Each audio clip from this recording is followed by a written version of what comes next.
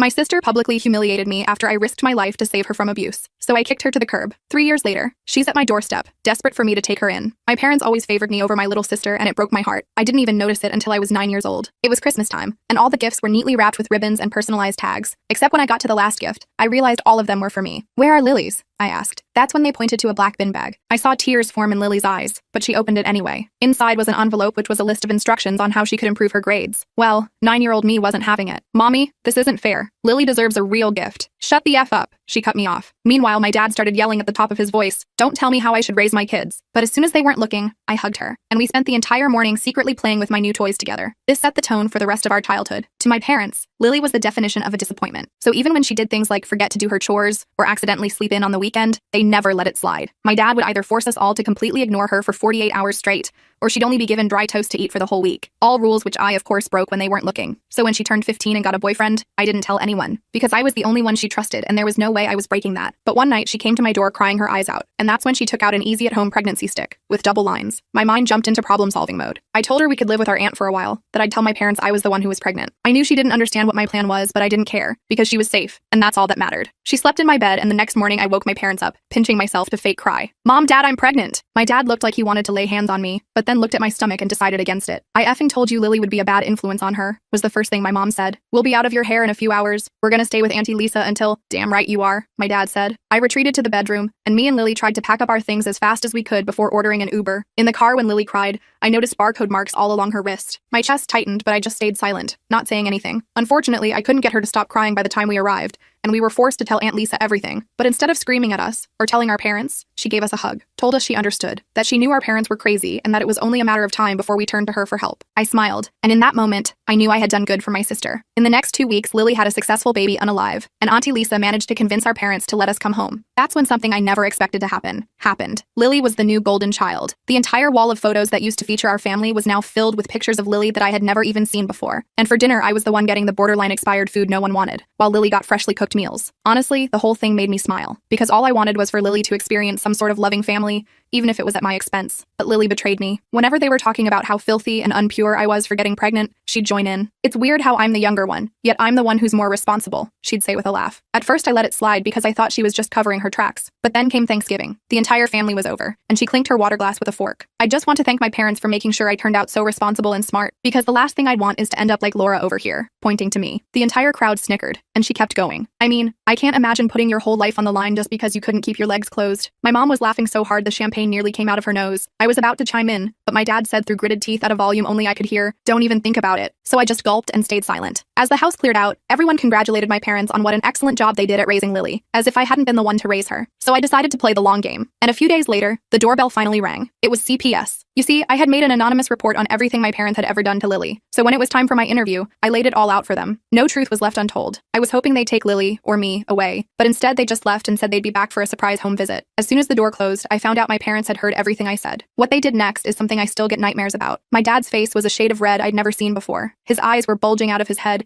and his fists were clenched so tight his knuckles were white. My mom just stood there, completely still, her face blank in that scary way that always meant the worst was coming. I backed up against the wall, my heart pounding so hard I could feel it in my throat. "You ungrateful little bitch," my dad finally said, his voice eerily calm. That was scarier than if he'd been yelling. "After everything we've done for you." I wanted to laugh at that. Everything they'd done for me? Like what, exactly? Giving me presents while starving my sister? Treating me like the golden child while making her life hell? But I kept my mouth shut. I wasn't stupid. I didn't say anything that wasn't true. I managed to get out, my voice shaking despite my best efforts. My mom finally moved, walking toward me with slow, deliberate steps. "You've always been such a disappointment," she said, which was rich coming from her after years of telling me I was the only good thing she'd ever done. "We give you everything, and this is how you repay us?" I glanced toward the stairs, wondering if I could make a run for it, but my dad was blocking the way. Lily was nowhere to be seen, probably hiding in her room, and I couldn't blame her. "Go to your room," my dad finally said. "We'll deal with you later." I didn't need to be told twice. I bolted up the stairs, locking my bedroom door behind me even though I knew it wouldn't keep them out if they really wanted to get in. My hands were shaking so bad I could barely text Aunt Lisa. CPS came. Parents heard everything. "Help." She responded immediately. "Stay calm. Don't antagonize them. I'm coming tomorrow." Tomorrow felt like a lifetime away. I sat on my bed, listening to my parents arguing downstairs, their voices rising and falling but never quite loud enough for me to make out the words. After about an hour, I heard footsteps on the stairs and held my breath, but they passed my door and went to Lily's room instead. I pressed my ear against the wall we shared, straining to hear. "Your sister's fault," I heard my dad say. "She's always been jealous of you." I couldn't hear Lily's response, but whatever she said made my parents laugh. My stomach twisted into knots. Had she really turned on me that completely? After everything I'd done for her? I didn't sleep that night. I kept waiting for my door to to burst open, for my parents to drag me out of bed and I don't know what, but nothing happened. The house was quiet, too quiet, like the calm before a storm. In the morning, I waited until I heard my parents moving around downstairs before I ventured out of my room. I needed to pee so bad my bladder felt like it was about to explode. I made it to the bathroom and back without seeing anyone, but when I opened my bedroom door again, Lily was standing there. "What the hell is wrong with you?" she hissed, pushing past me into my room and closing the door behind her. "Why would you tell CPS all that stuff?" I stared at her, not believing what I was hearing. "Are you serious right now? After everything they did to you? They're better now," she said, not meeting my eyes. "They treat me good. You're just jealous because you're not the favorite anymore." I felt like I'd been slapped. "Jealous? I pretended to be pregnant for you. I took the fall so you wouldn't have to. And now you're acting like I'm the bad guy?" Lily's face hardened, but there was something in her eyes. Fear, maybe, or conflict. "Yeah, well, maybe I didn't ask you to do that. Maybe you just wanted to play the hero." Before I could respond, there was a knock at the front door downstairs. We both froze, listening. I heard my mom's fake cheerful voice, the one she used for company, and then Aunt Lisa's familiar tone. Relief flooded through me. "That's Aunt Lisa," I said. "She's going to help us." Lily's eyes widened in panic. "You called her? Are you crazy? Dad's going to unalive you. He's not going to do anything with Aunt Lisa here," I said, more confident than I felt. "Come on, let's go downstairs." But Lily shook her head. "I'm not going anywhere with you. You're trying to ruin everything." She stormed out of my room, leaving me standing there in shock. After everything, she was choosing them over me. I took a deep breath and headed downstairs, my legs feeling like jelly. Aunt Lisa was sitting in the living room with my parents, a cup of untouched coffee in front of her. When she saw me, relief washed over her face, but she kept her expression neutral. "Laura, honey," my mom said in that fake, sweet voice. "Your aunt just stopped by to check on us. Isn't that nice?" I nodded, not trusting myself to speak. My dad was watching me like a hawk, his eyes promising consequences if I said the wrong thing. "I thought maybe the girls might want to come stay with me for a few days," Aunt Lisa said casually. "School's out for spring break, and I could use some company." "That's very kind of you," my mom said, her smile not reaching her eyes. "But we have family plans." "Actually," I said, finding my voice, "I'd really like to go with Aunt Lisa." The temperature in the room seemed to drop 10 degrees. My dad's jaw tightened, but before he could say anything, Lily came bounding down the stairs. "Aunt Lisa!" she exclaimed, all smiles and sunshine. "I didn't know you were coming over." Aunt Lisa looked between us, clearly sensing the tension. "I was just inviting you girls to stay with me for a few days." "Oh, that sounds fun," Lily said, but then she glanced at our parents. "But Mom and Dad already promised to take me shopping for new clothes this weekend." I couldn't believe what I was hearing. She was choosing new clothes over getting away from this house? But then I saw the fear behind her eyes, the way she was carefully positioning herself away from our dad, and I understood. She was scared. She'd learned to survive by playing their game. "Well, maybe just Laura then," Aunt Lisa suggested, looking at me with concern. My dad cleared his throat. "Actually, Laura's grounded. She's been telling some pretty serious lies lately." Aunt Lisa's eyebrows shot up. "Is that so?" "It's not a lie," I said, my voice stronger than I expected. "Everything I told CPS was true." The room went dead silent. My mom's fake smile vanished, and my dad half rose from his chair before catching himself. "I think," Aunt Lisa said slowly, "that Laura should come with me today, just to give everyone some space to cool down." "She's not going anywhere," my dad said firmly. Aunt Lisa stood up, her full height making her almost as tall as my dad. "James, I'm not asking. I'm telling you that Laura is coming with me today." I held my breath, watching the standoff. My dad looked like he wanted to explode, but something in Aunt Lisa's eyes must have warned him off. "Fine," he finally spat. "Take her. She's nothing but trouble anyway." I ran upstairs to grab some clothes, my hands shaking with relief. As I was throwing stuff into a backpack, Lily appeared in my doorway again. "You're really leaving?" she asked, her voice small. "Come with me," I pleaded. "Aunt Lisa will protect both of us." She shook her head, tears in her eyes. "I can't. You don't understand." "Then help me understand." She glanced over her shoulder, then stepped into my room, closing the door behind her. "Dad said if I don't play along, he'll hurt you. He said he'd make it look like an accident." My blood ran cold. "What?" "That's why I've been saying all that stuff. I thought if I was mean enough to you, you'd stay away and be safe." A tear slid down her cheek. "But now you've made him really mad, and I don't know what he's going to do." I hugged her tight, feeling her thin shoulders shaking. "Come with me," I whispered again. "Please." But she pulled away, wiping her eyes. "I can't. Just go. Be safe." I finished packing in a daze, my mind racing. If what Lily said was true, my dad was even more dangerous than I thought. I needed to get her out too. But how? Downstairs, Aunt Lisa was waiting by the door, car keys in hand. My parents stood nearby, my mom's arms crossed, my dad's face still red with anger. "We'll see you soon, Laura," my mom said, the threat clear in her voice. I nodded, not trusting myself to speak. As Aunt Lisa and I walked to her car, I felt my dad's eyes burning into my back. I didn't breathe properly until we were driving away, the house disappearing behind us. "Are you okay?" Aunt Lisa asked once we were on the main road. I burst into tears, all the fear and tension of the past 24 hours pouring out of me. Between sobs, I told her everything. About the pregnancy test, about taking the blame, about how Lily had changed, and finally, what she'd just told me about our dad's threats. Aunt Lisa's knuckles were white on the steering wheel by the time I finished. "We need to get Lily out of there," she said firmly. "How?" "She won't come willingly." "I'm going to call CPS again," she said. "With what you've told me, they should be able to remove both of you immediately." But when we got to Aunt Lisa's house and she made the call, it wasn't that simple. The CPS worker explained that without direct evidence of abuse,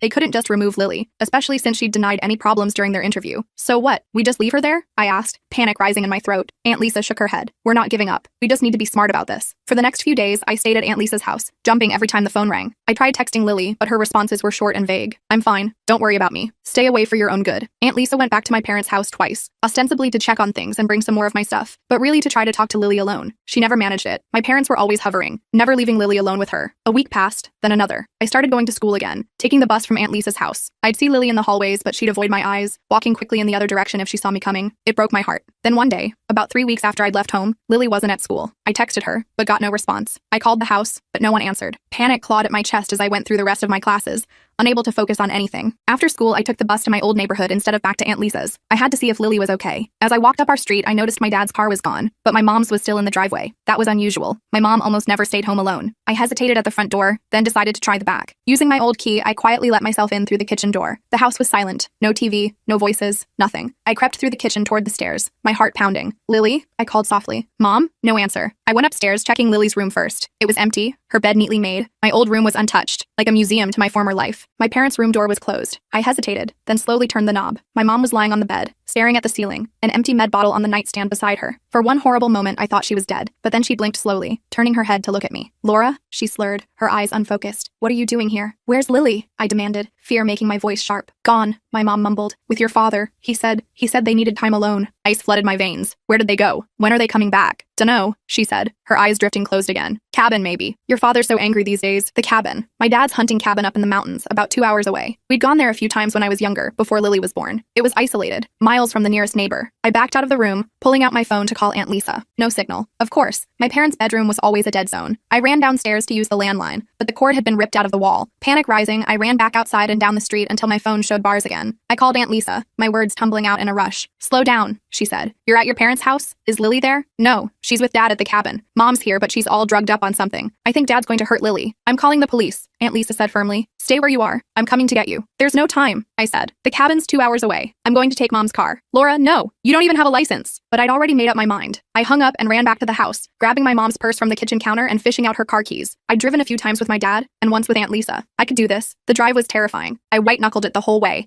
staying exactly at the speed limit, paranoid about getting pulled over. My phone kept ringing. Aunt Lisa probably. But I couldn't answer while driving. I just focused on the road, on getting to Lily. It was starting to get dark by the time I turned onto the dirt road leading to the cabin. I unalived the headlights and parked a little way down the road, not wanting to announce my arrival. My dad's truck was parked outside the cabin, confirming my worst fears. I crept closer, staying in the trees. Light spilled from the cabin windows, and I could hear my dad's voice, though not what he was saying. I circled around to the back, where I knew there was a small window into the bathroom. Standing on tiptoe, I peered inside. The cabin was just one big room with a bathroom off to the side. I could see my dad pacing back and forth, gesturing angrily. Lily was sitting on the old couch, her knees pulled up to her chest, making herself as small as possible. She didn't look hurt, but her face was pale with fear. Ruined everything, I heard my dad saying as I strained to listen. Your sister and her big mouth. CPS is watching us now. Do you know what that means? Lily shook her head, not speaking. It means we have to be more careful, he continued. No more mistakes. No more evidence. My blood ran cold. What was he planning? I needed to get Lily out of there, but how? I wasn't strong enough to fight my dad, and I didn't have a weapon. My phone vibrated in my pocket, making me jump. I backed away from the window to check it. Multiple missed calls from Aunt Lisa and a text. Police on their way to cabin. ETA 30 minutes. Stay away. 30 minutes. That felt like forever. What if my dad did something to Lily before then? I couldn't just wait. I crept around to the front of the cabin, trying to come up with a plan. The front door would be locked, but I remembered there was a spare key hidden under a fake rock by the porch steps. If I could get inside, maybe I could grab Lily and run before my dad caught us. I was so focused on finding the fake rock that I didn't hear the cabin door open until it was too late. My dad stepped out onto the porch, lighting a cigarette. I froze, crouched in the shadows just a few feet away. He took a long drag, then called back into the cabin. I'm going to check the truck. Don't move. I pressed myself against the side of the cabin as he walked past, holding my breath. Once he was at the truck, rummaging in the bed for something, I made my decision. It was now or never. I darted up the porch steps and through the still open door. Lily looked up, her eyes widening in shock. Laura, what are you? Shh, I hissed, grabbing her arm. We have to go now. She hesitated for just a second, then nodded, standing up. We ran for the back door, but just as we reached it, we heard my dad's footsteps on the porch. Hide, Lily whispered, pushing me toward the bathroom. I ducked inside just as the front door opened. Through the crack in the door, I watched as my dad came back in, a coil of rope in his hands. Where do you think you're going? He asked Lily, his voice dangerously soft. Nowhere, she said quickly. I just needed to stretch my legs. He looked at her for a long moment, then nodded, seemingly satisfied. Sit down. We need to talk about what happens next. Lily sat back on the couch, her eyes flicking briefly toward the bathroom where I was hiding. My dad set the rope down on the table and sat across from her. You know I love you, right? He said, his voice suddenly gentle. Everything I've done has been to make you stronger. Lily nodded mechanically, her face blank. I recognized that look. It was the same one she'd worn for years at home, a mask to hide her true feelings. But your sister doesn't understand that, he continued. She thinks I'm the bad guy. She's turned everyone against us. What are we going to do? Lily asked, her voice small. My dad leaned forward, taking her hands in his. We're going to start fresh, just you and me, somewhere new, where no one knows us. My heart raced. He was planning to take Lily away, to disappear with her. I couldn't let that happen. I looked around the bathroom for something, anything I could use as a weapon. There was nothing but towels and toilet paper. Then I spotted my dad's hunting rifle, propped in the corner of the main room, just visible through the crack in the door, if I could get to it. But no, that was crazy. I'd never fired a G in my life, but maybe I didn't need to. Maybe just pointing it at him would be enough to scare him into letting us go. I heard sirens in the distance, faint but getting louder. My dad heard them too, his head snapping up. What the hell? He muttered, going to the window. Did you call someone? He demanded, turning back to Lily. No, she said, genuine fear in her voice. I swear. He stared at her for a moment, then his eyes drifted to the bathroom door. Is someone else here? Before Lily could answer, he strode toward the bathroom. I backed up against the shower, looking desperately for a way out, but there was nowhere to go. The door flew open, and there was my dad, his face contorted with rage. You! He spat, grabbing my arm and dragging me out. I should have known. Dad, stop! Lily cried, jumping up from the couch.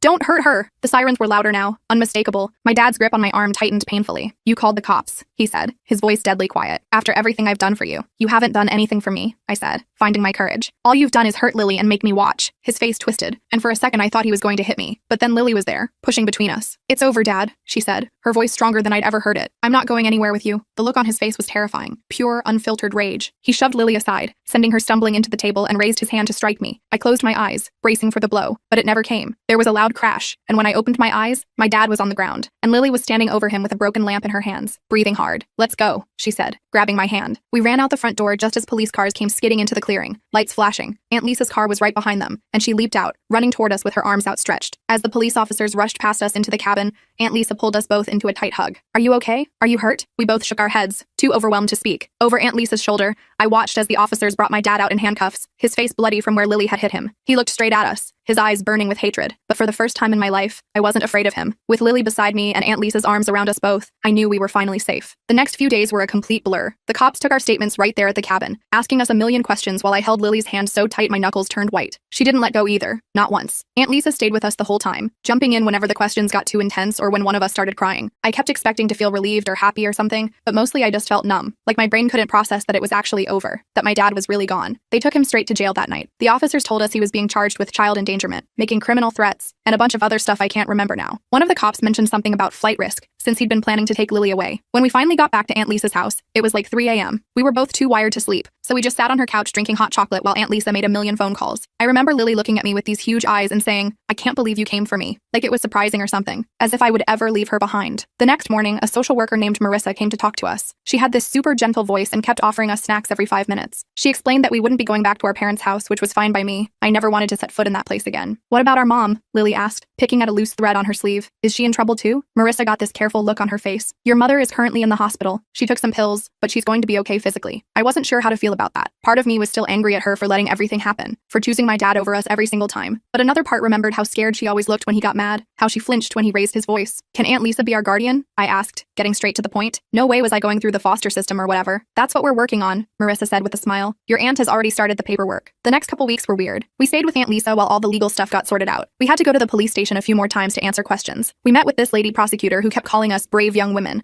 and promising my dad would pay for what he did. My mom got out of the hospital after a week. She called Aunt Lisa's house a bunch of times, but I refused to talk to her. Lily did though. She'd take the phone into the guest room and close the door, and I'd hear her voice rising and falling but couldn't make out the words. She never told me what they talked about, and I didn't ask. School was the worst. Everyone knew something had happened, but no one knew exactly what. There were all these rumors flying around. Some people said my dad had tried to cull us. Others said Lily and I had made everything up for attention. A few girls who used to be my friends stopped talking to me completely, like my family drama might be contagious or something. But then this weird thing happened. People I barely knew started being super nice to me. This girl named Tanya, who I'd maybe spoken to twice before, started saving me a seat at lunch. The school counselor, Mr. Reeves, gave me a pass that let me skip class whenever I needed a break. My English teacher stopped calling on me when my hand wasn't raised. One day after gym, I found Lily crying in the bathroom. Some girls had been whispering about her, saying she was making it all up. I got so mad I wanted to punch something. They don't know anything, I told her, handing her some paper towels. They weren't there. She wiped her eyes and gave me this little smile. I know, it just sucks. Yeah, I agreed. It really does. The court stuff dragged on forever. My dad kept changing lawyers and trying to get the charges dropped. My mom hired her own lawyer and filed for divorce, which was probably the only smart thing she'd ever done. Aunt Lisa got temporary guardianship of us both, which became permanent after a few months when my mom signed away her rights. I still remember the day we found out my dad was taking a plea deal. Aunt Lisa got the call while we were eating dinner. She stepped into the kitchen to talk, but we could still hear her. 10 years? That's it? She was saying, her voice tight with anger. After everything he did? When she came back to the table, she tried to act normal, but I could tell something was wrong. What is it? I asked. She sighed, putting her fork down. Your father accepted a plea deal. He'll serve 10 years, with possibility of parole after 7. Lily's face went white. 7 years? That's not long enough. I know, sweetie, Aunt Lisa said, reaching for her hand. But the prosecutor said this way you girls won't have to testify in court, and he'll have a permanent record. He'll never be allowed near children again. I didn't know how to feel. Part of me wanted him locked up forever, but another part was relieved we wouldn't have to sit in a courtroom and tell a bunch of strangers all the horrible things he'd done. What about Mom? I asked. She's agreed to supervised visitation, if you girls want that, Aunt Lisa said carefully, but it's completely up to you. Lily looked at me, and I could tell she wanted to say yes. I shrugged. You can if you want. I'm not ready. Life at Aunt Lisa's house was so different from what we were used to. She had actual rules that made sense, like doing your homework before watching TV or texting if you were going to be late. But she never screamed or threatened us or made us feel like we were worthless. She hung our artwork on the fridge and asked about our day, and remembered the names of our friends. The first time I got a B on a math test, I had a full-on panic attack. I was convinced she was going to freak out, maybe even send me back to my parents. Instead, she just asked if I needed help studying for the next one. When I admitted I was struggling with algebra, she hired a tutor. Just like that. No drama, no punishment, no making me feel like I was stupid. Lily started seeing a therapist named Dr. Chen twice a week. After a month, I decided to go too. It was weird at first, talking to a stranger about all the messed up stuff in my head, but it actually helped. Dr. Chen never made me feel crazy for being angry or sad or confused. She just listened and asked questions that made me think. One day, about 6 months after everything went down, Lily came into my room and flopped on my bed. I saw Mom today, she said, staring at the ceiling. I looked up from my homework. How was it? She shrugged. Weird. She cried a lot. Said she was sorry. Do you believe her? I asked. Lily was quiet for a long time. I don't know. Maybe. She seems different without Dad around. Less scared. I nodded, not knowing what to say. I still wasn't ready to see our mom. Wasn't sure if I'd ever be ready. But I was glad Lily had the chance to make her own decision about it. You know what's funny? Lily said suddenly. I used to be so jealous of you. All those years when they treated you like the golden child and me like garbage. I used to lie in bed at night wishing I could be you. I put my pencil down, surprised. Really? I always felt guilty about it. Like it was somehow my fault they liked me better. She turned to look at me. It wasn't your fault. None of it was. You were the only good thing in that house. I felt my eyes getting hot with tears. You were the reason I stayed as long as I did. I couldn't leave you there alone. She reached over and squeezed my hand. I know. Thank you for that. We didn't say anything else. We didn't need to. A year after moving in with Aunt Lisa, we officially changed our last name to hers. It was Lily's idea, and I was on board immediately. I didn't want anything connecting me to my dad anymore. The day the paperwork came through, Aunt Lisa took us out for ice cream to celebrate, and we took a bunch of silly selfies with our new IDs. That night, I had a nightmare about my dad. In the dream, he was out of jail somehow and standing at the foot of my bed. I woke up gasping, my heart racing. Without thinking, I went to Lily's room. She was awake too, sitting up in bed with her reading light on. Bad dream? She asked, scooting over to make room for me. I nodded, climbing in beside her. You too? Yeah, Dr. Chen says they might never go away completely, but they'll get less frequent. Great, I muttered. She laughed a little. I know, right? But hey, at least we're not alone. And that was the thing. Through all the court dates and therapy sessions and nightmares and panic attacks, we had each other. We always had. Last week was my high school graduation. Aunt Lisa threw this huge party for me with balloons and a cake and everything. A bunch of my friends came, and even my mom was there. We're not close or anything, but we're civil now. She's been sober for almost 2 years and has a job at a department store. She brought me a gift card and an awkward hug. Lily's going to be a senior next year. She's already looking at colleges, talking about studying psychology or social work. She wants to help kids like us, she says. I'm taking a gap year to figure out what I want to do. Aunt Lisa says there's no rush, that I have my whole life ahead of me. Sometimes I think about that Christmas when I was 9, when I first realized something was wrong with our family. How I gave Lily my chemistry set when our parents weren't looking. How we played with it in secret, mixing the harmless chemicals and watching them change colors. I never could have imagined then where we'd end up, that we'd escape, that we'd be okay. Yesterday, Lily and I were helping Aunt Lisa plant flowers in her garden. The sun was out, and we were all sweaty and covered in dirt. Lily was telling some story about her friend Dakota's disastrous date,